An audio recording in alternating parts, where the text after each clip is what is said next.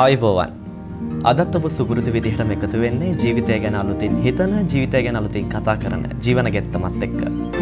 ඉතින් ජීවන ගෙත්තමෙන් සුපුරුදු විදිහටම අදත් අපි ඔබේ ආලින්දයට එන්නේ ඔබේ ජීවිතය වැදගත් වෙන, ඔබේ ජීවිතය ගොඩනන්වන්නට, ජීවිතය හරවත් කරගන්නට, සුබබර කරගන්නට අවශ්‍ය කරන කරුණු කාරණා ගොඩක් එක්ක අදත් අපි ඔබගේ ආලින්දයට එනවා. ඉතින් ඒත් එක්කම මතක් කරන්න ඕනේ මේ දවස්වල සමහරක් වෙලාවට ඔබ නිවසටම වෙලා ඉන්න වෙන්න පුළුවන්. නැත්නම් ඔබ ඔබේ වැඩ රාජකාරීත් එක්ක කාර්යබහුල වෙන්න පුළුවන්.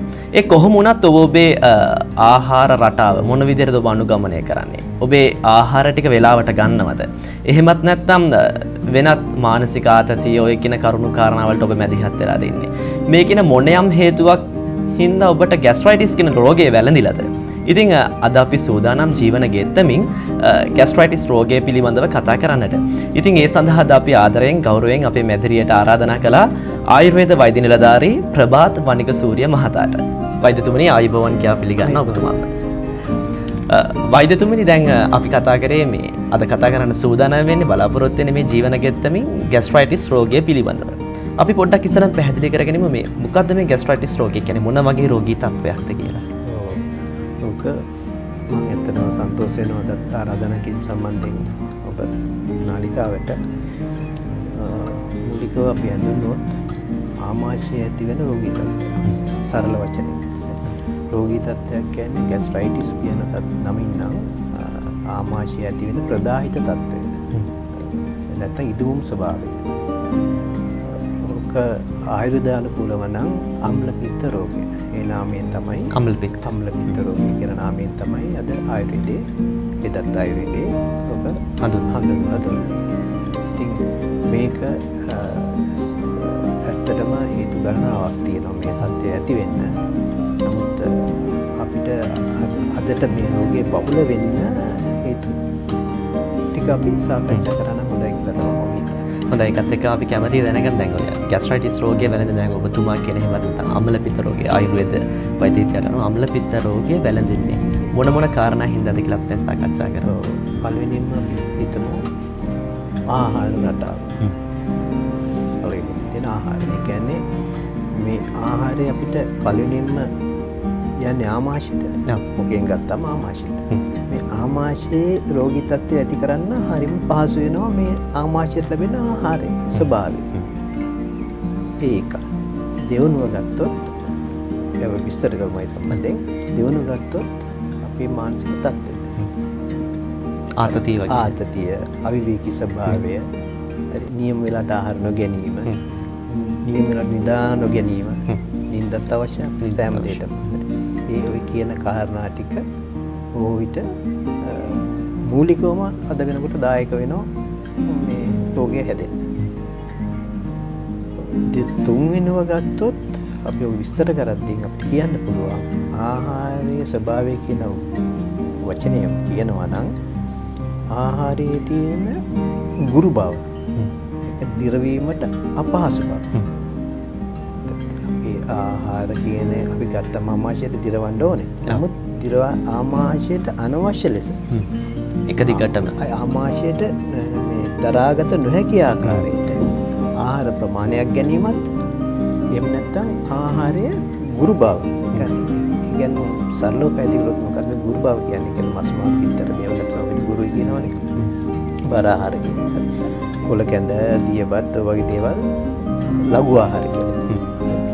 මේ ගුරු ආහාරය උනත් අපි කියමුකෝ තෙලෙන් හොඳට බැදලා කෑවොත් අන්න තවත් දිරවීමට අපහසු වෙනවා. ඒ කියන්නේ ආමාශයේ මේ තියෙන පාචන ක්‍රියාව, පැසවීමේ ක්‍රියාව, ජීර්ණ ක්‍රියාව සිදු කරගන්න අමාරු තත්වයකින් තමයි අපි ආහාරය ආමාශයට දාන්නේ. අන්න ඒ නිසා තමයි ප්‍රධාන වශයෙන්ම ඕක ඇති වෙන. අනිත් එක තමයි ආහාරය ගත්තත් ආහාරයේ තියෙන සංඝටක. ඒක රසකාරක බහුල නම්, ඒක කල් තියෙන රසායනික ද්‍රව්‍ය වැඩි නම්, වර්ණක වැඩි නම්, වැඩි නම් නෙමෙයි ඒවා නොගැලපෙන නම් හොඳ නැත්තා. මේ දේවල් ඇත්තටම ආමාශය ඇතිවන රෝගය ગેස්ට්‍රයිටිස් කියන රෝගී තත්ත්වයට හේතුකාරක වෙනවා. ප්‍රධාන වශයෙන් හේතුකාරක. ඒ පැත්ත පැහැදිලි කරනවා. ඒ මොකද මේක හැදෙන්න තියෙන ඉඩකට වැඩි මූලිකවම ගැටෙන්නේ ආමාශයත් එක්ක. ආහාරය. එතකොට ආහාරයේ බලපෑම ලකුවටම තියෙනවා. අපි අනිත් කොටස සාකච්ඡා කරොත් ඒක මානසික තත්ත්වවලදී අනිවාර්යයෙන්ම අපි මානසික තත්ත්වවලදී නිින්ද නොයම අනිවාර්ය වෙනවා. ආතතිය වගේ තියෙන පුද්ගලයෙකුට ඕටිත් ඇති වෙනවා. ඒවා මේවා සියලු කාරණා අපි සැලකිලිට ගත්තාම මේ ආමාශයේ ගොඩක් වෙලාවටම ආතතිය තත්ත්වයට වර්ක් ලෝඩ් එක වැඩි පුද්ගලයාට ඉල්ලන ශක්තිය මොළයට සහ ශරීරයට ශක්තිය ඉල්ලන ශක්තිය ලබා දෙන ආමාශය බොහෝ විට සක්‍රිය වෙනවා. එතකොට ආමාශයට ගොඩක් වෙලාවට ආහාරයෙන් තොර කාලයක් වැඩිපුර ගත කරනවා. එතකොට මොකද වෙන්නේ? ආමාශයේ අභ්‍යන්තරයේ සිද්ධ වෙනවා මේ කියන හානිය. ඒ කියන්නේ අපි ආයුර්වේද විස්තර කරොත් වාත පිත්ත කප කියන දෝෂ තුන ඔය කොයි දෙයකට සම්බන්ධ වෙනවද? දෝෂ අනුව තමයි ආයුර්වේදයේ ඔය කාරණා ඔය දෝෂ ටික ධාතුත් එක්ක සම්බන්ධ වෙලා තමයි යක් ක්‍රියාවක් කරන්නේ. මේ ක්‍රියාව කරන්න යනකොට ඒකේ හානිදායකම තත්ත්වයේදී වෙන්නේ ධාතු පවා විනාශයටපත් වෙනවා. ආමාශයේ තියෙන වාත පිත්ත කප කියන ත්‍රිදෝෂයේ සන්තුලනව තුලිතව ආහාර ලැබෙන ආහාරය අපි කියමුකෝ මේ නියම ආහාර වේලක් ලැබුණා කියලා සුදුසු ආහාර ඒ ආහාර වේලට මේ ත්‍රිදෝෂය බලපාලා හොඳින් පාචනය කරලා හොඳින් අවශෝෂණය ශක්තිය ඇති වෙන්නේ. දැන් මේ ත්‍රිදෝෂයේ වෙනස් වීමක් පවා වෙනස් වුණොත් මේ පැසීමේ ක්‍රියාව යහමින් සිද්ධ වෙයිද? නැහැ. එහෙනම් ඇති වෙන්නේ මොකද? රෝගී තත්ත්වය. ආමාශයේම රෝගී තත්ත්වය. ඒ විතර නෙවෙයි මේකේ අතුරු බරපතලම තත්ත්වය තමයි අපිට ආමාශයෙන් ඇති නැත්තම් එහාට ග්‍රහණයෙන් එහාට ජීර්ණ ක්‍රියාවල සිදු වෙගෙන යනකොට අපිට ලැබෙන්න ඕන සාරවත් දේ තමයි උදරයට අවශෝෂණය. සාරවත් සරු කොටස්. ඒවෙන් තමයි ශරීරයේ පුරාවටම උදරෙත් එක ගමන් කරලා පෝෂණය කරලා නඩත්තු කරලා ඒ සියලු දේම කරන්න ඕනේ.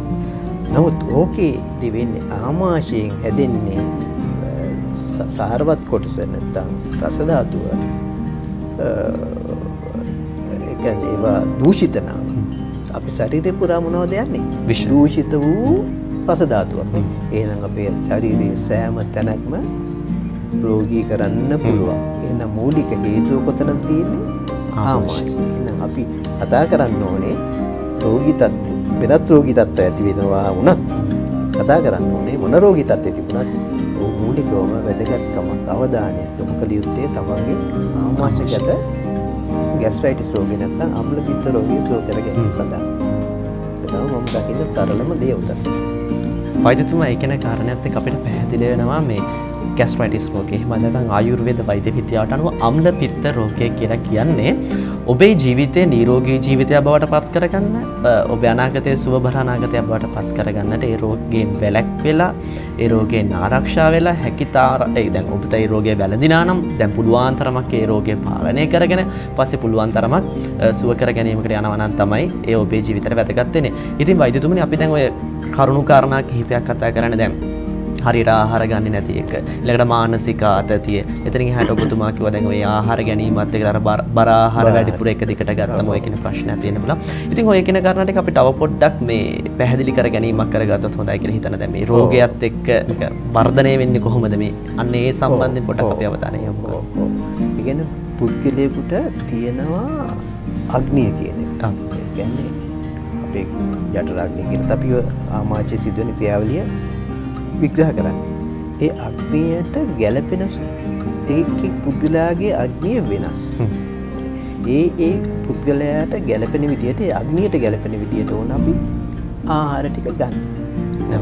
ඒවා ඒ පුද්ගල ප්‍රകൃතිය අනුව දිය යුතුයි.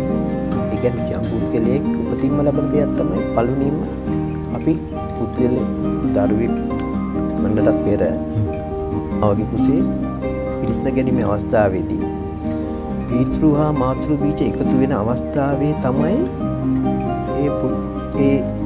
ඒ පුද්ගලයාගේ බිහිවීම ආරම්භ ප්‍රകൃතිය කියන නිර්මාණය.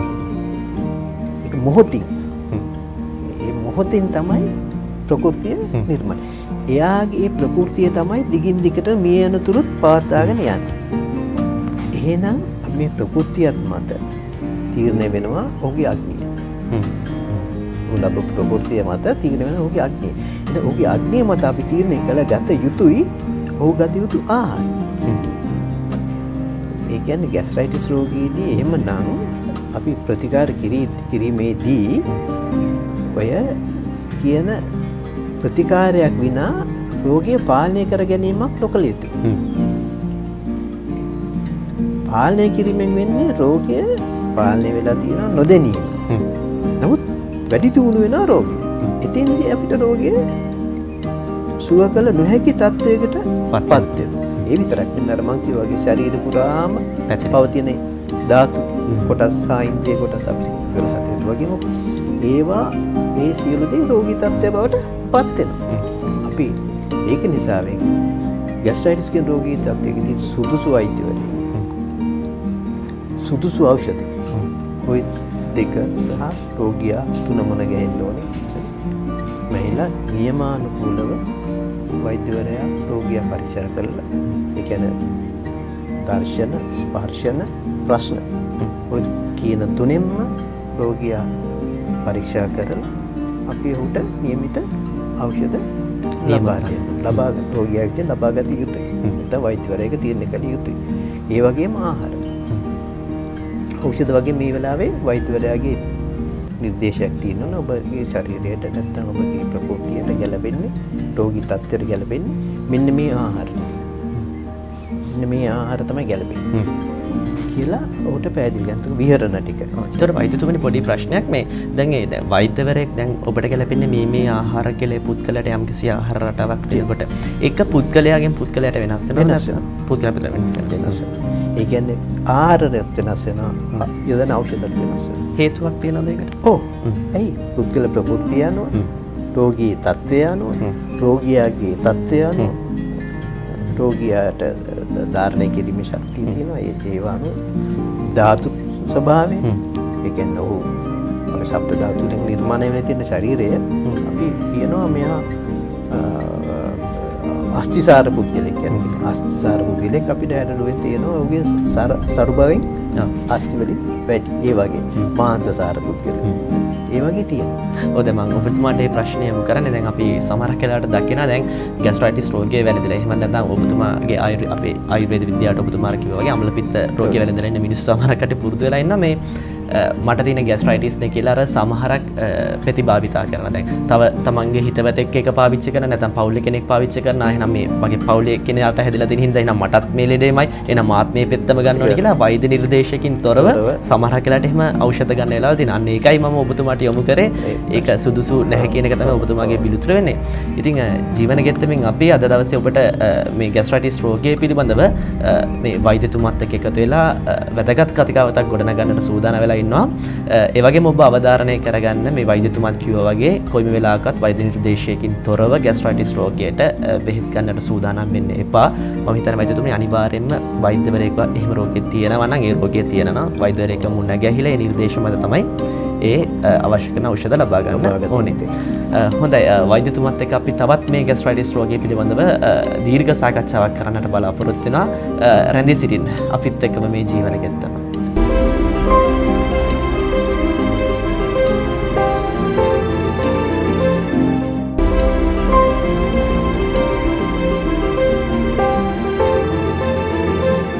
විරාමයෙන් පසු නැවතත් ඔබ එකතු වෙන්නේ ජීවිතය ගැන අලුතින් හිතන ජීවිතය ගැන අලුතින් කතා කරන ජීවන ගෙත්තමත් එක්ක. ඉතින් අපි විරාමයට කලින් ආයුර්වේද වෛද්‍යතුමා එහෙම නැත්නම් අපේ ආයුර්වේද වෛද්‍ය නිලධාරී ප්‍රභාත් වනිගසූරිය වෛද්‍යතුමාත් එක්ක අද අපි කතා කරන්නේ මේ ગેස්ට්‍රයිටිස් රෝගය පිළිබඳව. අපි හිතනවා ජීවන ගෙත්තම නරඹන ඔබට අද දවසේ ඔබේ ජීවිතයට වැදගත් කතා බහක් තමයි අපි ඔබේ මේ ආලින්දයට ගෙනෙන්නේ. ඉතින් වෛද්‍යතුමනි දැන් අපි කතා කරා ગેස්ට්‍රයිටිස් රෝගය කියන්නේ මොකක්ද? මේ රෝගය ඇති වෙන්න පුළුවන් කොහොමද? ඔන්න ඔය කියන කාරණා අපි කතා කරා. වෛද්‍යතුමනි ඔකත් එක්ක මම දැන් තව ප්‍රශ්නයක් ඔබතුමාට යොමු කරන්න කැමතියි. මේ රෝගය දැන් අද වෙනකොට සමාජයේ හරි බහුලයි. දැන් 10 දෙනෙක් ගත්තොත් 10 දෙනෙක්ගෙන් 7-8 දෙනෙක්වත් කියනවා මට ગેස්ට්‍රයිටිස් කියලා. ඒ තරමට මේ රෝගය මේ වර්ධනය වීමත් නම් මේ සමාජය තුළ කියන්නේ මම දන්නේ මේ කියන්නේ මිනිසුන්ගේ නොසැලකිලිමත්කමද නැත්නම් මොන හේතුද කියලා. මම කැමතියි දැනගන්න. ඒ හින්දා මේ නරඹන අපිත් එක්ක සම්බන්ධ වෙන අපේ ප්‍රේක්ෂකයන්ුත් කැමති ඇති. දැන් සමහරක් වෙලාවට සමහරක් මිනිස්සු ආහාර රටාව හරියට අනුගමනය කරත් සමහරක් වෙලාවට අර ગેස්ට්‍රයිටිස් ඇති වෙනවනේ කියන කතන්දර අපිට මේ සමාජයෙන් අහන්න ලැබිලා තියෙනවා. මම කැමතියි මේ ගැන පොඩ්ඩක් කතා කරන්න. බොහෝ දෙනෙක් කතා කරොත් වෙනත් රෝගයකට ප්‍රතිකාර ගන්නවත් ඕක කියන කතාවක් තමයි මට ગેස්ට්‍රික් තියෙනවා. ගෑස්ට්‍රික් තියෙනවා. ඕනේ කියන්නේ ගෑස්ට්‍රික් තියෙනවා. මන්ට මොනවද මෙච්චර කල් කරේ? කරාගේ බේත් යත්තා එකටත් බේත් යත්තා. ඊට පස්සේ දැන් අපි කියන එකත් දැන් එතකොට මේ වෛද්‍යවරයාට තවත් ප්‍රශ්නයක්. ગેස්ට්‍රයිටිස් තියෙනවා. එයාට දැන් ඖෂධ දෙන්නේ කොහොමද? ඖෂධ යන්නේ තාම ආශයට. එතකොට ඒ ප්‍රදායිත තත්ත්වය තවත් වැඩි දියුණු වෙන්න පුළුවන්. එතකොට එන ඒ ගැන සැලකිලිමත් වෙලා ඕන දැන් ප්‍රතිකාර කරන්න. දැන් අපි අහපු ප්‍රශ්නේ විදිහට බොහෝ විට අද තියෙන සමාජ තත්ත්වය රටාව ආර්ථික මට්ටම උඩ බොහෝ දෙනා මුදල් ලිපීම කළ යුතුයි. සමාජයේ සමාජයට උර දෙන්න නැත්නම් ගෙදර තියෙන ප්‍රශ්න ටික විසඳන්න කියමුකෝ සරල විදිහට. දැන් අපි මුදල් ලිපියන්නේ. මුදල් ලිපියනවා නම් අපි මොකක් හරි කාර්යයක් කරන්න එක ව්‍යාපාරයක් එක්කවත් සේවයක් ඒ වගේ දේවල් කරන්න. ඒ කරද්දී අපි සේවකයෙක් වුණත් අපි අයිතිකාරයා වුණත් ඒ ව්‍යාපාරේ අපිට තියෙන ඉලක්කය කරා යන්න උත්සාහ කරන විනා අපි අපේ ශරීර සෞඛ්‍යය හිතන්න. තන බෑ. වෙලාවක් හිතුවොත් අර කොටස මගේ නැති වෙනවා. ඒක නිසාවම තමයි බොහෝම වෙලාවට මම කටුදේ කතා කරොත් එදා දවල්ට කැම්බේ උතාගෙන ගියොත් බස් එකේ ඔහු යන්නේ කෙහෙල් කොලෙන් උතාගෙන. නැත්තම් වෙන වෙනම හුදි වර්ග ටික අරගෙන. අද යන්නේ කොහොමද වැටට ගන්නේ?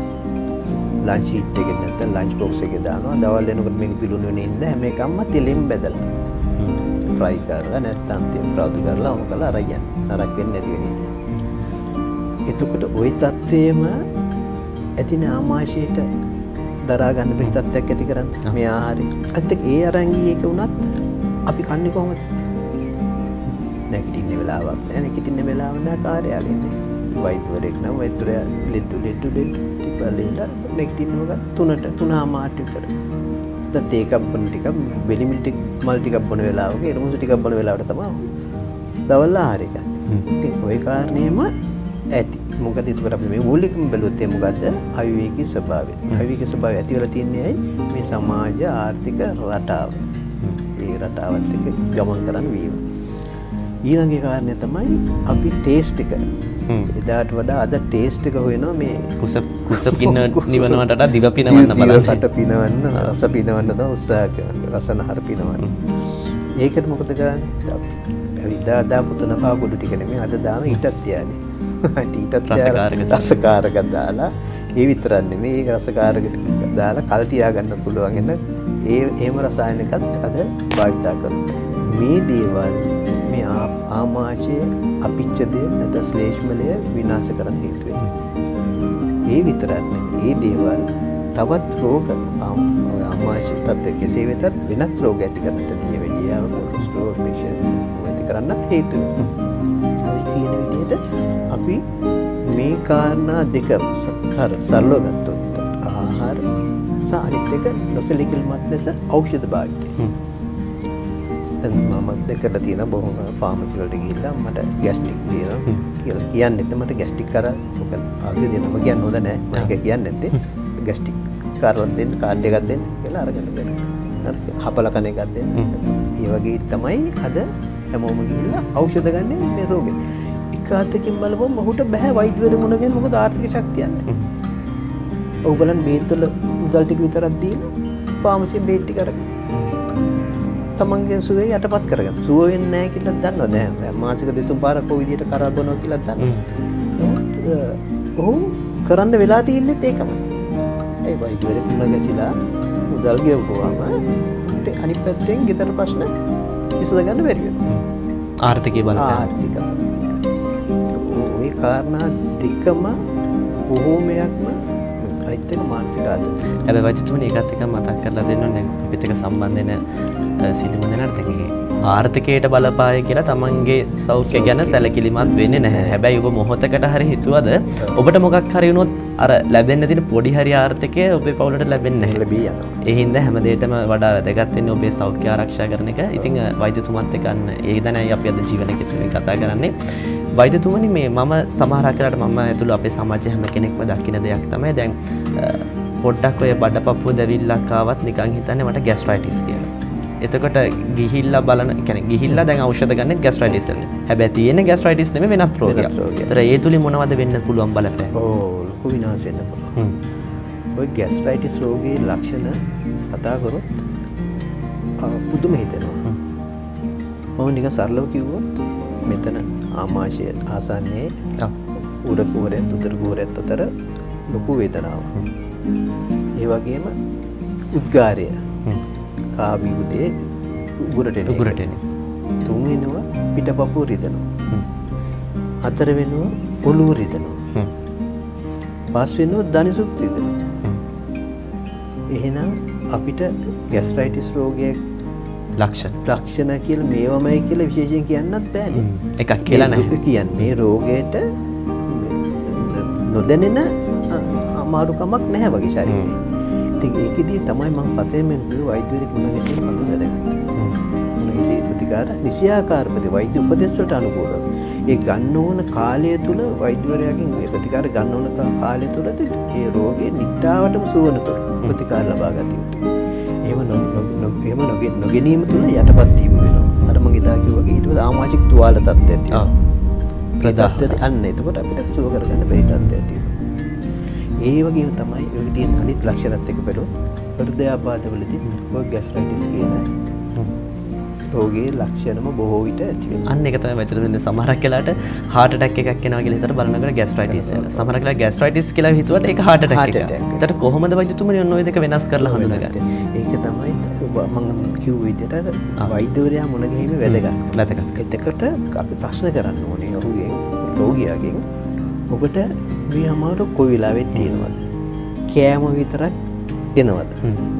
මොන වගේ දේවල් කෑම විතරක්ද මේක එන්නේ?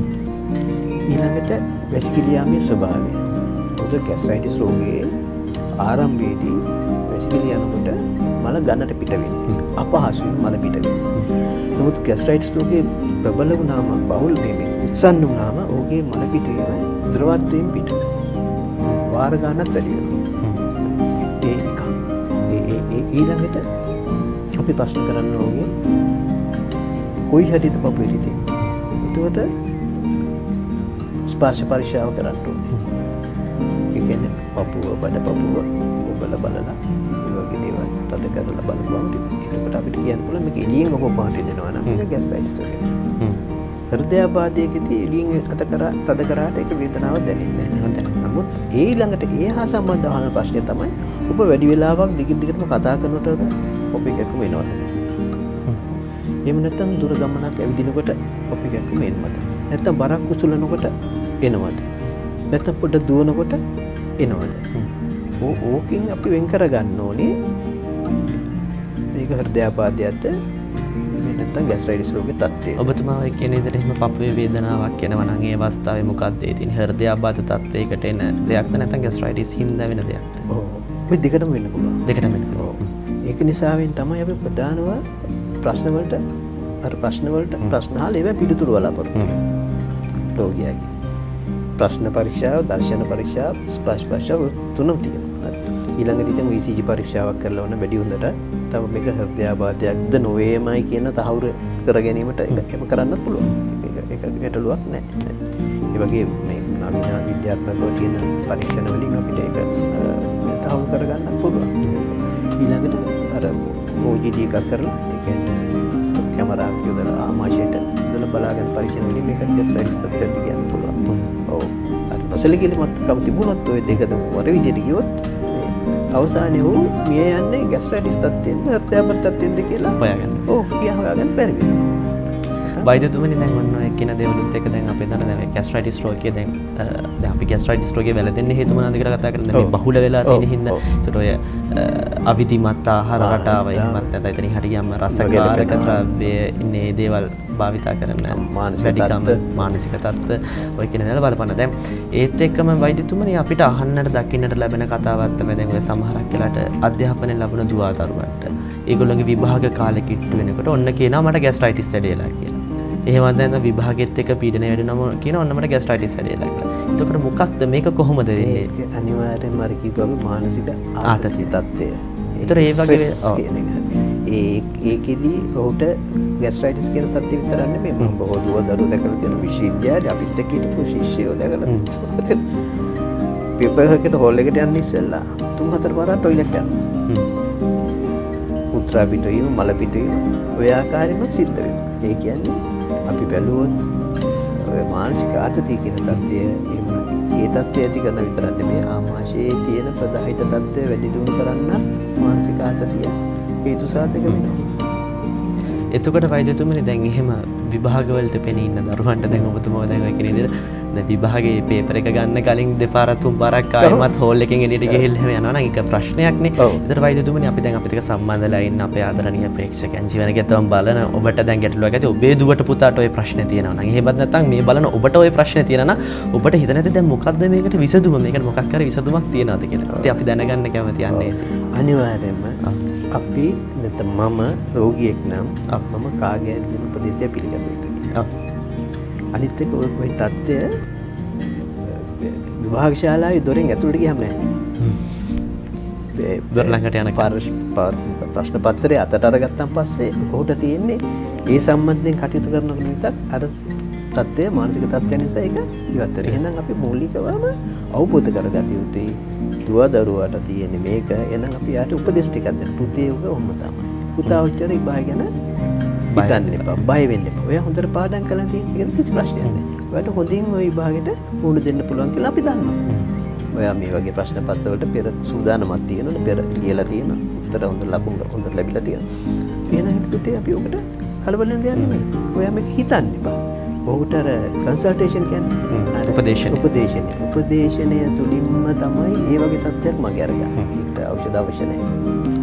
මානසික ක්‍රියාකාරීත්වය අපි දැනගන්න පාලනය කරගන්න. ඒක අර උට කරදරයක් වෙන්නේ නැහැ. මොකද ඔහු අර විභාගශාලාවේ දොර ගාට යනකම් විතරයි මේ ප්‍රශ්නේ තියෙන්නේ. ටිකට පස්සේ ඒක නැහැ. හොඳයි වෛද්‍යතුමනි දැන් මේ ඔය කියන කාරණාවත් එක්ක අපිට තවත් තියෙන කතා කරන්න දැන් මේ රෝගය සුව කරගන්න පුළුවන්. එතනින් එහාට ගියම මේක පාලනය කර ගැනීමක් කොහොමද කරගන්නේ? පාලනය කිරීමකින් සුව කිරීමකට කොහොමද යන්නේ? එතනින් එහාට ගියාම අපි නිවැරදි ආහාර රටාවක් අනුගමනය කරන්නේ කොහොමද? ඉතින් අද දවසේ අපි වෛද්‍යතුමත් එක්ක මෙන්න මේ දේවලුත් කතා කරන්න බලාපොරොත්තු වෙනවා. රැඳී සිටින ඔහොමම අපිත් එක්ක විරාමයෙන් පසු යලිත් හමු වෙමු. මේ ජීවන ගෙත්තම.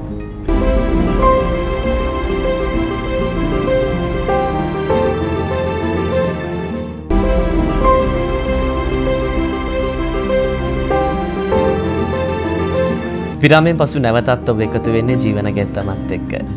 ඉතින් ජීවන ගෙත්තම නරඹන ඔබට ඕනේ තරම් ප්‍රශ්න ඇති අප වෙත යොමු කරන්න. ඉතින් අපි මතක් කරනවා අපේ ලිපිනය නම්බර 177 1B කොට්ටාව පාර හෝකන්දර දකුණ යන ලිපිනයට ඔබට පුළුවන් ඔබට තියෙන ගැටලු අපිට තැපැල් මාර්ගයෙන් යොමු කරන්න. ඒ වගේම ඔබට යම් ගැටලුවක් තිබෙනවා නම් පුළුවන් ඔබට අපව අමතන්න 011 2 56 කියන දුරකථන මාර්ගය ඔස්සේ. ඉතින් අපේ ජීවන ගෙත්තමේ අපි සූදානම්ෙන් ඉන්නවා අපේ ගැටලුවලට පිළිතුරු ලබා දෙන්නට. වෛද්‍යතුමනි. එතකොට වෛද්‍යතුමනි දැන් අපි කතා කර හිටියේ දැන් මේ ગેස්ට්‍රයිටිස් රෝගය ගැන. දැන් අපි දන්නවා දැන් අපි හැදෙන්නේ කොහොමද? දැන් ඒක වැඩි වෙන්නේ කොහොමද? බහුල වෙලා තියෙන්නේ කොහොමද? මෙන්න මේ කියන දේවල් ගැන අපි මේ වැඩසටහන ආරම්භයෙන් ඉඳන් කතා කරා. දැන් නරඹන ඔබට ප්‍රශ්නයක් ඇති දැන් හරි හැදෙන විදියත් කතා කරා වැඩි වෙන විදියත් කතා කරා දැන් මේ ඔක්කොම ඇත්ත. දැන් අපි මේක පාලනය කරගන්නේ කොහොමද? අපි මේක හොඳ කරගන්නේ කොහොමද කියන ප්‍රශ්නේ මට වගේම මේ බලන අපිට සම්බන්ධ වෙන ප්‍රේක්ෂක ඔබටත් අනිවාර්යයෙන්ම තියෙනවා. ඉතින් වෛද්‍යතුමනි අපි ඉස්සෙල්ලාම කතා කරමු දැන් මේ රෝගය පාලනය කරගන්න අපිට මොනවද කරන්න පුළුවන් කියලා. අපි රෝගය පාලනය කිරීමට වඩා මේක සුව කර ගැනීම වැදගත්. පාලනය කරගන්න සුව වුණාන් පස්සේ නැවත රෝගයේ ඇතිවීම බලක්වා ගත යුතුයි. අපි අමාරුවෙන් බෙහෙත් ටික බීලා අමාරුවෙන් සුදුසු ආහාර ටික හදාගෙන කාලා බීලා රෝගිය සුවපත් කරගත්තා කියන්නේ. දැන් සුව වුණ රෝගියා දැන් රෝගියා නෙමෙයිනේ ස්වස්ථයානේ. දැන් ඊට පස්සෙත් නොසලකිලිමත් ලෙස ආහාර පියන්න ගන්න ගියොත් ඖෂධ ගන්න ගියොත් ඔහුට ආයෙත් වැළඳෙනවා මේ තත්ත්වයට. ඒ නිසා පළවෙනිම සුව කර ගැනීම කළ යුතුයි. සුව කර ගැනීමට අපි කරන්න ඕන ආහාර සහ ඖෂධ කියන දෙක සහ මානසික තත්ත්ව කියන තේ සියල්ල සුදුසු හොඳ තත්ත්වයේ කළ යුතුයි. සමපරිණත. එතකොට ප්‍රථමයෙන්ම ඖෂධ ගන්නේ නම් ඔහු සුදුසු ගන්නත් වෛද්‍යවරයෙක් මුණ ගැහිලා තමා සියලුම අසනීප තත්ත්වයන් පැහැදිලි කරලා දීලා වෛද්‍යවරයාට ප්‍රකාශ කරලා ඖෂධ වට්ටුවට ගන්න. ඒ වගේම වෛද්‍යවරයා විසින් නිගමනය කරන තීරණය කරන ලද උපදෙස් මාලාව සියල්ල ඒ ආකාරයෙන් පිළිපැදිය යුතුයි. වෛද්‍යතුමනි මේ කියන කතාවත් එක පොඩි ප්‍රශ්නයක් ඇති වෙනවා. මේ අපි සමහරක් වෙලාවට අහලා තියෙනවා මේ සමහර මිනිස්සු කියනවා මේ මම මේ බෙහෙත ගත්තා. මේ බෙහෙත ගත්තට පස්සේ තමයි මට ગેස්ට්‍රයිටිස් ආවේ. ඒතකොට අර නිකන් සයිඩ් ඉෆෙක්ට් එකක් විදිහට අර ඒ වගේ දෙයකින් ગેස්ට්‍රයිටිස් ආවා කියන. ඒතකොට ඒ වගේ තත්ත්වවල ඇති වෙන්න පුළුවන්. ඒක ඇති වෙන්න පුළුවන්. බොහොමයක්ම ඖෂධ වලට එහෙම ඇති වෙනවා. සමහර විට මේ ඔය වේදනානාශක ඖෂධ වලට පවා තියෙනවා. ඒ සරලම ඖෂධයට පවා එම ආමාශික ප්‍රදායිත තත්ත්ව ඇති වෙනවා. නමුත් ඒක ඇති වෙනවා කියලා හැම පුද්ගලයාටම ඇති වෙන්නේ නැහැ. මොකද ඒ පුද්ගලයාගේ ආමාශයේ තියෙන ඔරොත්තු දීමේ හැකියාව. ඒක තමයි පුද්ගලයාට වෙනස්. ඒක වෙනස් වෙනවා. ඉතින් ඒකෙදී අපි වෛද්‍යවරයා තීරණය කරන්න ඕනේ මෙයාගේ ප්‍රകൃතිය සියල්ල සොයා බලලා අපි මෙයාට තීරණය කරන්න මේ ඖෂධය දෙනවද? මේකේ මේ දේ හැදෙයිද? නැත්නම් හැදෙන්න තව ඖෂධයක් දෙන්න එක නෙමෙයි. ඊට සුදුසු ඖෂධය පාවිච්චි කරන්න. තමයි වැදගත්. ඒ කියන්නේ අර කිය අතුරු ප්‍රතිඵල ඇති නොවෙන්න මොකද්ද කියලා යන්නේ. මේකට තව ඖෂධයක් දෙන්න එක නෙමෙයි. එහෙම අතුරු ප්‍රතිඵලයක් නොවන නිදි ඖෂධයක්. නිසි ඖෂධය ලබා දීම තමයි කරන්නේ. ආහාර වල අපි කතා කරත් අර විදිය ඕකත් එහෙමයි. අපි හොඳ කරගත්තා නම් අමාරුයි ආයි හදාගන්න හොඳ නැහැ. එහෙනම් වෛද්‍යවරයා දෙන ආහාර රටාව, ආහාර වට්ටෝරුව සහ ආහාර ස්වභාවය. ආහාර වේල සමාන තියෙනවා අම්ල පිත්ත රෝගවලදී අපි තීරණය කරන උට ආහාර ගත යුතු වාර ගන්න වෙනස් කරනවා. 3ක් අයට සමහරට අපි 4 කරනවා. සමහරට 5 කරනවා. ඇයි එහෙම කරන්නේ? ඒ ආමාශයට දරන්න පුළුවන් ප්‍රමාණයට තමයි ආහාර ප්‍රමාණය දිය යුත්තේ. එයින් මතුවට එහෙමත් නැත්නම් සමහර අයට තීරණය වෙනවා මේ රෝගය සුව වෙනකන් ඒක සුව කිරීමේ අධීර ගණනාවක් තියෙනවා. ඒකින්ද ඉවසීමෙන් ප්‍රතිකාර ලබා ගත යුතුයි. ඒ කියන්නේ අවසානයේදී ඔහුට අපි කරන්න ඕන ආයුර්වේද ප්‍රතිකාර වල පංචකර්ම පවා වලින් එකක් හරි කරලා තමයි මේක මේ අවසන් කරන්න ඕනේ. නැත්නම් එහෙමත් නැත්නම් සමහර අවස්ථාවලදී පණු බෙහෙත් ටික පවා දෙන්න වෙනවා අවසානයේදී. අනේක මම කියන්නේ මේක අද අපිට දැන් ගොඩක් අය කියනවා දියපත් කරන හොඳයි කියලා. හොඳයි. දියපත් කරන හොඳයි. සියල්ලට මේක ගැලපෙන උත්තරයක්වත් නෙවෙයි. සමහර දීපත් කරපුවම ඒක විතරක් නෙවෙයි පීනස් ගතිය වැඩි වෙනවා. දැන් ඒකයි මම කියන්නේ එක එක්කෙනාට එක කිසිම දවසක මේ අපිට කාටවත් මේ කියන්න බෑ. මට උනත් කියන්න බෑ. උපිරියට එහෙම ගන්නත් බෑ. මේ ලෙඩේට මේක හොඳයි කියලා කිසිම ඖෂධයක්වත් ගන්න බෑ. ආහාරයක් නම් බොහෝ විට මේකෙන් වැළකෙන්න නම් අපි මේ ආහාර හොඳයි කියලා සම්ප්‍රදායට ඇවිල්ලා ආහාර නම් මේ ඒ ආකාරයෙන් ගත්තට කමක් නැහැ. නමුත් ඖෂධ විශේෂයෙන් අද ওই බහුලතාවයේ මත රෝගයේ බහුලතාවයේ මත මේ මුදල් ලිපීමේ පරමාර්ථයෙන් වෙළඳ පොලේ නොයෙකුත් දෑ තියෙනවා. ඒ දේවල් ඒ දෙයින් එකක් කියමු. එකක් මේ සියලුම ગેස්ට්‍රයිටිස් රෝගීන්ට හරියනවා නම් එහෙම නෙවෙයි වෛද්‍යවරු මොනෙත් නැහැ. ඒක විශ්වීය බෙහෙතක් වගේ වෙනවා. එහෙම නෙමෙයිනේ. බටහිර ඖෂධ වේවා ආයුර්වේද ඖෂධ වේවා මේ පුද්ගලයා ගැන හොඳට අධ්‍යයනය කිරීමෙන් තමයි ඖෂධය ඒ කියන්නේ සුවයක් ලැබෙනවා ඇති හැබැයි తాවකාලිකව. තාවකාලික යටපත් තියෙනවා. ඔහු දන්නේ මේකෙන් වෙන හානිය ඊට වඩා බරපතලයි කියලා. අර මොකද ඉස්සෙල්ලා කිව්වා සීළු රෝග වලට හේතුකාරකයි අම්ල පිත්ත රෝග. නැත්නම් ગેස්ට්‍රයිටිස් රෝගය. සීළු රෝගය.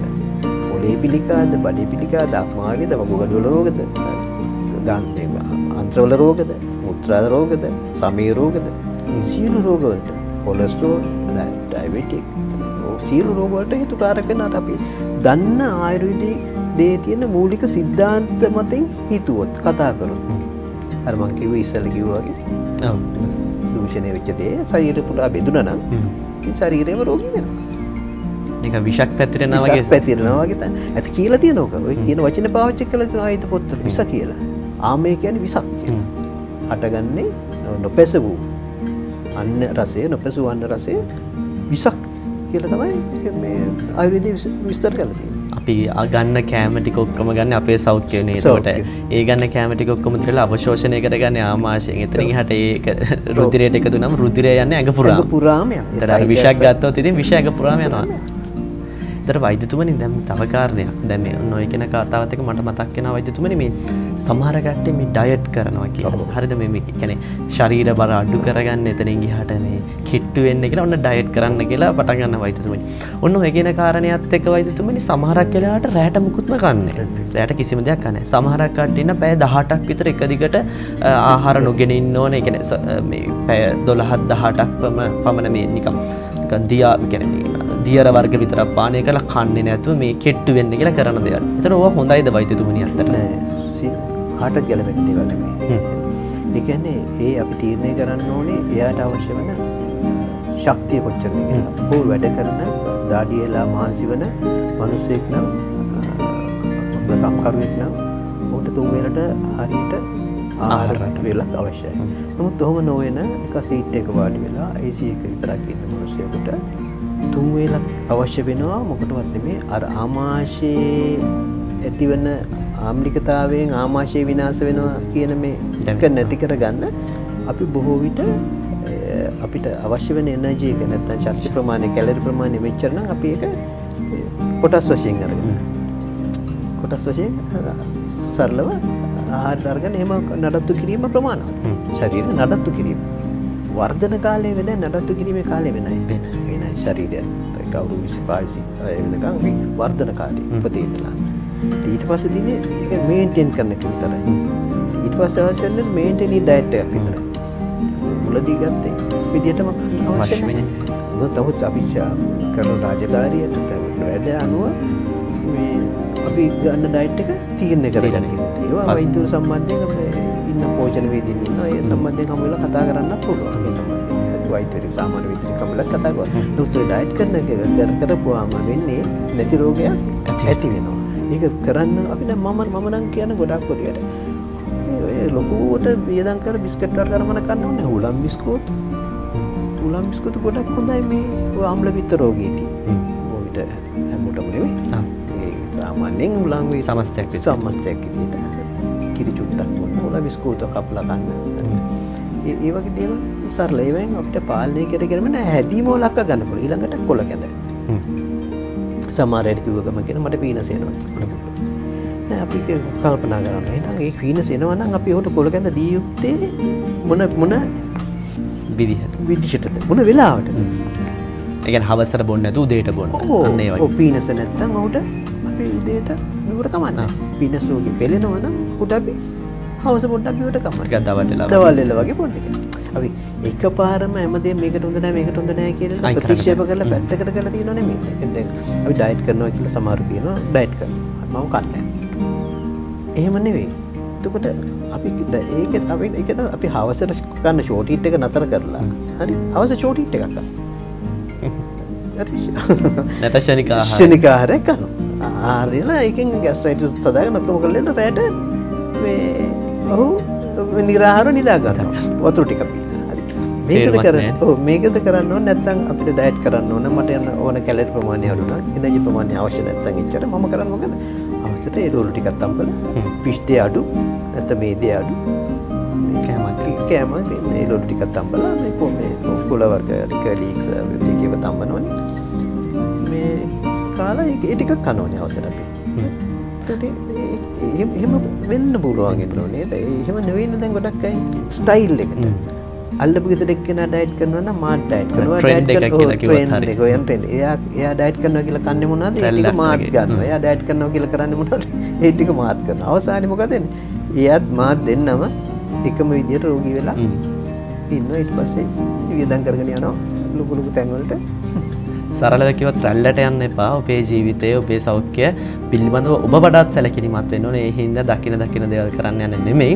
වෛද්‍ය උපදෙස් මත නිවැරදි සෞඛ්‍ය සම්පන්න ක්‍රියාමාර්ග වලට ගිහිල්ලා රැල්ලට යන්නේ නැතුව තමන්ගේ ජීවිතේ ආරක්ෂා කරගන්න, සෞඛ්‍ය සම්පන්න කරගන්න තමන් දැනගන්න. එහෙම නේද වෛද්‍යතුමා? ඔබ දැන් ගොඩක් වෙලාට අපිට මාධ්‍ය තියෙනවා. අපි කියමු මේ වගේ දිදුල නාලිකා වගේ මේ මාධ්‍ය.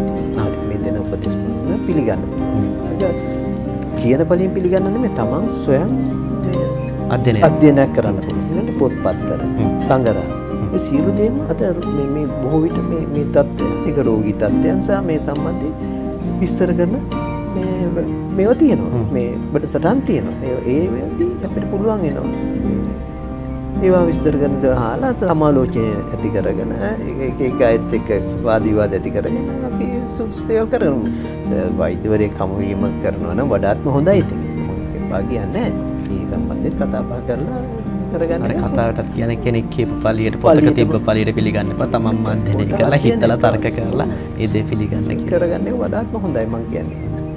වෛද්‍යතුමනි මේ ඔකත් එක තවත් ප්‍රශ්නයක් ඇතිවෙනවා. දැන් මත්පැන් පාවිච්චි කරන කෙනෙක්ට එතකොට දැන් මේ මත්පැන් පාවිච්චි කරන කෙනෙක්ට දිගටම මත්පැන් පාවිච්චි කිරීමෙන් හින්දා ગેස්ට්‍රයිටිස් රෝගය වැඩි වෙන්න පුළුවන්. අනිවාර්යයෙන්. ඔව්. වැඩිවීම විතරක් නෙමෙයි ඇතිවීමත් වෙනවා. සිද්ධ වෙන්න පුළුවන්. සිද්ධ වෙනවා. මත්පැන් වලින් අනිවාර්යයෙන්ම ඇති වෙනවා. මොකද ආමාශයේ තියෙන්නේ පිත. ඒ පිත තවත් ප්‍රගුණ වෙනවා. මර විශ්සෙනවා. විශ්සෙනවා වෙන විතර නෙමෙයි උල්බන වෙනවා. මේ මත්පැන් වල තියෙන තීක්ෂණ උෂ්ණ තත්ත්වයේ ස්වභාවය අනුව. ඒක නිසා ආම්ල පිත්ත රෝගය වැඩි දියුණු වෙනවා. උතරනේ මේ සුව කරන්න බැරි රෝග තත්ත්වවලටත් පරිවර්තනය වෙනවා. ඒ කියන්නේ පිළිකා සම්බන්ධයට එනවා, තුවාල ඇති වෙනවා, තුවාල ඔපරේෂන් කරන්න වෙනවා. ඊට පස්සේ ඒකෙන් ඔපරේෂන් එක කළා ඒ තුවාලය හොදට මේ ආමාශයට නිකම් බෑනේ. හැමේ තියෙන තුවාලයක් වගේ නෙමෙයිනේ. මේකට ආහාර දාන්නත් ඕන. ඒතකොට ආමාශයේ ඒ තුවාලය මතට ආහාර ටික දාන්නත් ඕන. එතකොට හොඳ වෙන්න තියෙන ඉඩකඩ බොහෝම අඩුයි. ඒක නිසා ආරම්භයෙන් සුව කර ගැනීම තමයි මේ වඩාත්ම සුදුසු පහසුම හොඳම ක්‍රමය. වෛද්‍යතුමනි දැන් කොහොමද දැන් ඔය පිළිකාව සම්බන්ධයෙන් කතා කරද්දි පිළිකා කියන දේවල් ඇති වෙනත් අපි ගන්න ආහාර රටාවේ හේතුවක් වෙනානේ අනිවාර්යයෙන්ම. ඒක ප්‍රබලම කාරණයක්. පිළිකා කාරකයි කියලා තියෙනවා දැන් මේ ගුණගුණ තානම් කරත්නේ. ඔව්. පිළිකා කාරකයි මෙන්න මේ දේවල් කියන්නේ. ඒ ගැන අවබෝධයකින් කටයුතු කරන වැදගත් තියෙනවා. වෛද්‍යතුමනි ඒකත් එක්ක අවසාන වශයෙන් කතා කරන්න කැමතියි දැන්. නරඹන ඔබට දැන් ප්‍රශ්නයක් ඇති දැන් අර වගේ දේවල් කන්න එපා මේ වගේ දේවල් කන්න එපා ඔන්න ඔහොම කතන්දර ටිකක් කියනවා අපි. ඒතර වෛද්‍යතුමනි ඔය කතාවත් එක්ක අපි අපේ ප්‍රේක්ෂකයන්ට තව ටිකක් පැහැදිලි කරලා දෙමු. එහෙනම් මොන වගේ ආහාර රටාවකටද යන්න ඕනේ? කියන්නේ සෞඛ්‍ය සම්පන්න දැන් ඔබතුමා කිව්වා කොල්ල කැඳ වගේ දේවල් ඒ පුද්ගලයාට සුදුසු වෙලාවට Tamanට ගැළපෙන වෙලාවට ගන්න කියලා. ඒකට රැට බර ආහාර ගන්න එපා. ඒ කියන්නේ වැඩක් කරන්න නැති කෙනෙක් නම් එළවලු වර්ග වගේ ගන්න. ඒකත් එක්කම තව චුට්ටක් අපිට පැහැදිලි කරලා දෙන්න පුළුවන්ද මේ කොහොමද හොඳ සුදුසු ආහාර රටාවක් ගන්න සෞඛ්‍ය සම්පන්න ජීවිතයකට? අපි ගමු හාල් ටික මූලික ආහාරයක් බත හැදින්න සහලින්නේ. මේ සහල අපි හොඳට වතුර දාලා තම්බලා තමයි අපි ආහාර කරන්නේ. මේක ෆ්‍රයි කරලා කනවා කියන්නේ මොකද්ද? බත ෆ්‍රයි කරොත් තව දිරිවීමේ අපහසුතාවය වැඩි. එහෙනම් අපි බත තුන් වේලට බත් කෑව කියලා අපි තීරණය කරමු. තුන් වේලම කනකොට හොඳට උයපු බත් හොඳට තැම්පිච්ච බත් අමු බත් නෙවෙයි නැත්තම් වේලපු බත් නෙවෙයි ඒක ඊළඟට ඒකට ගන්න හදා ගන්න එළවලු ව්‍යංජන ටික ගත්තොත් ඒකට අපි සාමාන්‍යයෙන් රසකාරක නොදාම එදා අපි ගෙමිය පාවිච්චි කරපු විදිහට තුනපා බඩු ටික දාලා වත්තෙන් ගන්න ගන්න කරපිංචා රම්පේ සේර ওই ටික දාලා යොදලා අපි ඒ ආහාරය සරලව උයාගන්න ඕන. පොල් කිරි ටික දාලා සරලව උයාගන්න. ඒකට අපි තෙල් අවශ්‍ය නැත්තම් අවශ්‍යම නම් ස්වල්පයක් අරගෙන ඒකට මොකක් කරේකින් ලොකු බලාපොරොත්තුවක් ඇතුව ඒක කරගන්න ඕන. නැත්තම් අපි කරෝල කෑල්ල අපිට හොඳට කිරි ටිකක් දාලා උයලා ගන්න පුළුවන්. මිරිස් තුන පහ දාලා අපි කරෝල කෑල්ල තෙල් දාලා බෙදලා ගන්න අවශ්‍ය නැහැ. ඉඳලා හිටලම නම් තව කමක් නැහැ දැන්. අන්න හරි. පුරුද්දක් විදිහට අපි ආයුර්වේදයේ හඳුන්වන ඒ ආකාරයෙන් දිගින් දිගටම දෝෂ එකතු වීම තමයි රෝගයක් ඇතිවීමට හේතු. අහිත ආහාර විහරණ දිගින් දිගටම එකම වැරද්ද නැවත දිගින් දිගටම අද දවල්ට කරවල තෙල් දාලා රැට මස් තෙල් දාලා උදේට බිත්තරයක් බෙදලා එහෙම කරන්න අපේ රෝගයක් ඇතිවීමට හේතුකාරක කොලෙස්ටරෝල් තත්ත්වයක් කොලෙස්ටරෝල් තත්ත්වයක් ඇති වෙනවා. ඒ වගේ විතරනේ ආමාශය ප්‍රදායතත ධම්මික තුවාල විතරන්නේ මේ ජීර්ණ පද්ධතියේ ජීර්ණේ වුණත් අවශෝෂණය වන කොටස් වල පවා වෙනස්කම් ඇති වුණොත් මොකද වෙන්නේ? නිවැරදි පෝෂණයක් ශරීරයට ලැබෙන්නේ නැහැ. ඒක අවශෝෂණයත් පහසු වෙන්න, ජීර්ණයත් පහසු වෙන විදිහට තමයි අපි ආහාරය අර කියන ආකාරයෙන් සකසා ගත යුතු. ඊළඟට අතුරුපසක්. ඇත්ත ඒ දයින්දම ගැමියෝ අපි කවුරු කරපු දෙන්නේ කේල් ගෙඩියක්, ගස් ලැබු ගැල්ලක්. දැන් මොකද කරන්නේ? අයිස්ක්‍රීම් ටික. එතනත් තියෙන ජෙලියක් වුණ පුඩින් රසකාරකත් ඔක්කොම ඇතුළත් චොක්ලට් එකක්. හරි. කෑම කාලේ එහෙම නෙමෙයි. මෙතන කේල් ගෙඩියක්, ගස් ලැබු ගැල්ලක්. අන්න හුදීන් අන්නාසි. අඹ ඕවගේ දේවල් කරන බොහොම පළතුරු තියෙනවද? ඒවත් අපි ගොඩක් හිතන්න ඕනේ. ඒවත් කෘතිම පොහොරල යොදලා නැති හරි හොඳට ස්වභාවයෙන් හැදිච්ච ස්වභාවයෙන්ම ඉදිච්ච ස්වභාවික ලෙස ඉදිච්ච ඒක තියාගෙන කල් තියගෙන රසායනික යොදා නැති එහෙම පළතුරක් තමයි අපි ඊළඟට ගන්න ඕනේ. ඊළඟට අපි සාමාන්‍ය ක්‍රියා ආහාර ගත්තොත් දීර්ඝකිරි. දීර්ඝකිරි ගොඩක් හොඳයි. එලකිරි ඒකෙත් වර්ණකවත් ඒකෙත් රසකාරකවත් ෆ්ලේවර්ස් මොකුත් නැති ස්වභාවික එලකිරි. ඒ ටික කොහොම ස්වභාවික එලකිරි ඒක නරක දෙකට රත් කරලා ඉතින් මොන සීත කරන්න පාවිච්චි කරලා කමන්නේ තියෙනවා. සීත කරන්න ගෙදර තියෙනවා. ඒවා පාවිච්චි කරනවා. ඒ වගේ දේවල් ඊළඟට අපි බලුවොත් එහෙම ඔය ටිකයි මානසික මට්ටම තමන් විසින්ම සකසා ගත යුතුයි. රාජකාරී තත්ත්ව තමා විසින්ම සකසා ගත යුතුයි. සිතා බලා කළ යුතු දේවල් අනුකූලිත දේවල් අත්හරින්න ඒවා කියලා ඉන්නකොත් අපිට පුළුවන් විවේක සුවය මානසික සුවය අනිත් එක විනෝදේ සතුටින් ඉන්නේ. ඔය ඕක අද ලෝකේ වෙනත් රටවල් වල හොඳට මේ සොයලා බලලා තියෙන දේ ඒගොල්ලෝගේ ප්‍රතිශතයක් වශයෙන් ඒගොල්ලෝ රටවල් පෙන්නනවා. අපි මේ රටේ 70%ක් සතුටින් ඉන්නවා. සතුටේ දර්ශක. ඒවෙන් ඒගොල්ලෝ රටේ පොඩක් හිතනවා අපේ රට ගත්තොත් ටිකක් සතුටේ දර්ශකය අඩුයි. සතුටේ දර්ශක වුණා 20%ක් ඇති. හරි 100ට. ඒක බොහෝ විට වැදගත් වෙනවා. බොහෝ විට වැදගත්. ඒ කියන්නේ දැන් කොවිලේ බැලුවොත් දැන් මම මෙන්න රටවල දැකලා තියෙනවා මේ ඒ ෆැමිලි එකේ අය ගෙදර වියාගෙන කනවා දේවරුන්ට. හවසට කට්ටියම වහින පාරට. බාහිර පැල් සෙල්ලම් කරලා ක්‍රීඩා පිටණි වලට ගිහිල්ලා හරි. ඒ කියන දේවල් ඔක්කොම හවසට කරලා විනෝදය සතුට මානසික සැහැල්ලුව පවුලක් විදියට. ඒගොල්ලෝ ඒක අරගෙන තමයි ගෙදර ඉන්නේ. ගෙදර ඇවිල්ලා සුග නිින්දක් ඊට පස්සේ.